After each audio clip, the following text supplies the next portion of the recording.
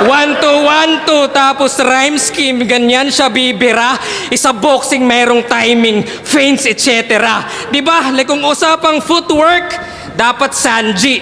Kung IQ Nami, depensa fourth gear, tankman haki, accuracy, Yusuf palagi yan sa battle kasi yung punch is just one piece of the puzzle. Gaya ng 4 lamang yung perata, pero safe naman yon. Huwag nyo nang hanapin yung Zoro, on the way pa lang yon. Kaya di mo na malayang, walang diamante na halang. Ika'y bali-bali naman, sa talas ng espada, ika'y hati-hati na lang. Yung dila ay katanang, nananabik na lang. Di ka na mamalikmatang. Ito yung Zoro, nung round 1 kararating pa lang. Oh Zoro!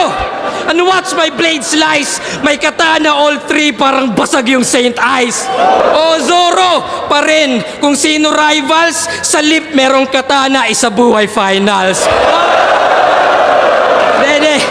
Pero ano, bias ba? Then I ask forgiveness. Kasi pwedeng may ban sa Saint Jehovah's Witness. O may ban sa katana, parang modern Japan, kasi di na kailangan.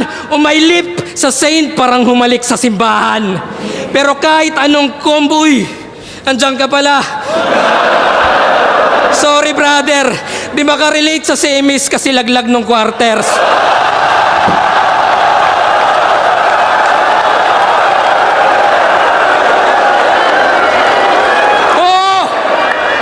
Tinalo nung Poseidon nagbuhat ng mundo.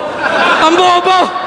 Ako Poseidon, Manu Atlas, lahat mababanatan.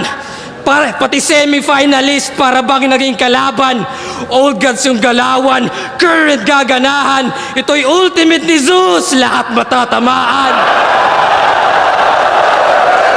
Kaya sige, round mo na. At i-check yung ender niya. Tignan natin kung magbago. Pinadala ng baras at kay Raffia ng panalo.